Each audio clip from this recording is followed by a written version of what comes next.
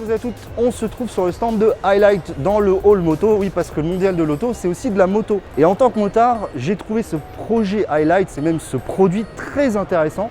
Et je veux vous le proposer en vidéo aujourd'hui. Highlight, c'est quoi? On a un casque et on a un affichage tête haute. Quel motard n'a pas été emmerdé de regarder son compteur, de baisser la tête et finalement de perdre la concentration sur la route? L'idée, c'est de proposer un affichage tête haute, comme finalement dans nos voitures, mais directement intégré au casque. Et comme vous pouvez le voir, ça ressemble fortement à un produit de chez Google il y a quelques années, les Google Glass.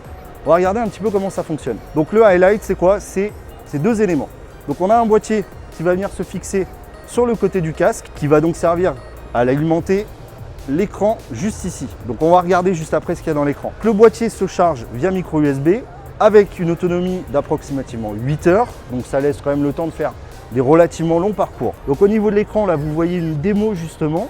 Donc là on a la navigation, on peut aussi avoir la musique, le kit main libre bien sûr, puisque au niveau du kit main libre, sur le boîtier on va avoir une petite prise jack des familles. Pour ceux qui aiment toujours le jack, on va avoir ça. Donc ça, c'est plutôt stylé. Alors tout ça ne se fait pas par magie, puisque pour contrôler l'affichage de l'écran, vous allez passer par une application. Vous allez tout simplement lancer votre navigation via l'application, pouvoir aussi contrôler quelle musique vous voulez diffuser.